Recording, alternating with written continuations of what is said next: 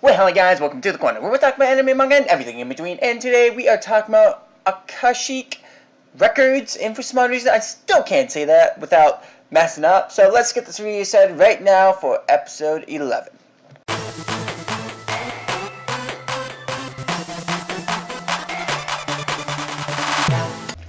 In this episode of Akashic Records, we get to have that duel between Leo and Glenn. And Glenn's still going on about how he's going to marry into riches and stuff like that, trying to have some fun and blah blah blah. Obviously he's not actually doing that, it's because of a character called Sarah, and we learned a little bit more about her in this episode, along with what ended up happening, so on and so forth. But on top of that, we also get to see Sistine actually learn about this stuff, but also get put in a very complicated position as well, because then after they win the first duel, he ends up going to a second duel, and it's one-on-one, but that duel never actually ends up happening.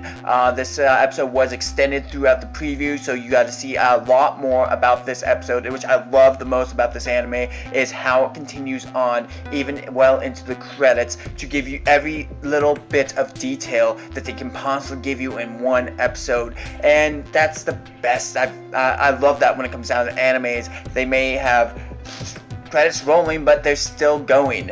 I think the biggest thing about this episode is how Glenn gets beaten down by Leo, not even in the duel, but before the duel, and he gets beaten up by this guy who is pretty much cheating in the end and using pretty sure dark magic to have beaten Glenn up in the first place. And Sistina can't do anything about this anymore because he didn't show up to the duel. He hasn't shown up to the academy ever since that point, and there's nothing that can be done. And I'm wondering what happened to Glenn, because Glenn feels responsible. He's not strong enough, I think, is what he's going on about, and he wants to be stronger. He wants to be able to protect Sistine the best he can, and he won't let Leo take advantage of Sistine. He won't let her lose out on her dreams. And after Leo had even stated to her that he's threatening Rio and Rumia, there's just this big thing that she has on her shoulders now, and there's nothing that she can do about it. Obviously her friends are going to know a little bit about that, and I wish they had put into a little bit more detail, like a few hidden things in there that we would be able to see and understand a bit more. But I really am curious on what ended up happening with Glenn, why he didn't show up to the duel, and what's really going on.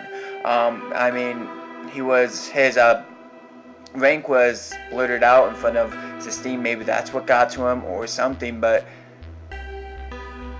there is something going on, and it's really make me want to see the next episode, because you can't just leave on a cliffhanger like that without at least giving a hint. Not to mention the preview was pretty interesting too, but that's not the point. The point is, things happened in this episode that were pretty secretive and still not something that we could really predict what's going to end up happening next. We all know that Glenn's going to be coming back to save Sistine at some way, shape, or form and fight Leo, but what did he end up going, and what ended up happening with him is the biggest question of them all. And I know his students are going to be wondering and want to find him and stuff, but I really don't remember the preview as much as I really want to right now. And that's the bad part, because I got kind of sidetracked with the chibi characters. But yeah.